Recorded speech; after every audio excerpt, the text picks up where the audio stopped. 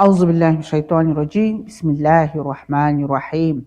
Урматтуу момун мусулмандар, бүгүн мен сиздер менен диндеги тамашанын орду жөнүндө сүйлөшкүм келип атат.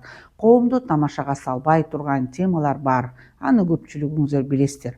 Бул дин маселеси, нике жана ажырашуу, ошондой эле ар кандай тыюу салынган жана интим темасында дагы тамаша кылган болбойт.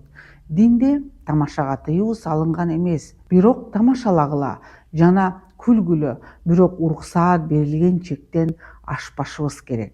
Мумундардын сезимдерин баалагыла жана ортолук принцибин карманып, баардык нерседе орточо болгула.